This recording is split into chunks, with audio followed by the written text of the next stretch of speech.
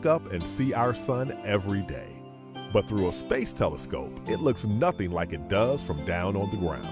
The surface dances with arches of solar material that reach up into the solar atmosphere, an environment of charged particles and magnetic fields unlike anything we experience on Earth. In 2018, the Parkersolarprobe will launch from a Delta IV Heavy rocket and travel approximately 3 months to take its first swing by the sun right through that atmosphere. Over 7 years, it will get ever closer until ultimately it's within 3.9 million miles or 6.2 million kilometers of the sun's surface. That's so close that the previous record holder, the Helios B spacecraft, was 7 times farther away.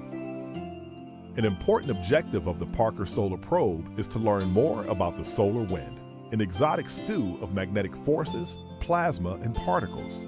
It interacts with planetary magnetospheres and atmospheres, which over the eons may have contributed to a planet's habitability. It blankets our spacecraft and astronauts traveling to the Moon and Mars.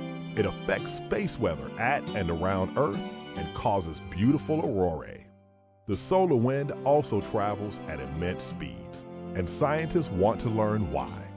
It leaves the sun at a speed of up to 500 miles or 800 kilometers per second and engulfs all major planets in the solar system. What is the source of the wind? From a distance, it's difficult to tell. Dr. Adam Szabo, the Parker mission scientist at NASA's Goddard Space Flight Center, says, "We've been examining the solar wind for over 50 years, but the wind is processed by the time it reaches Earth. By studying it much closer to the sun, the Parker probe will be able to tell us such things as what part of the sun is providing the energy source for the wind's particles, and how they can accelerate to such incredibly high speeds. It's like trying to understand how a car runs without looking at the motor.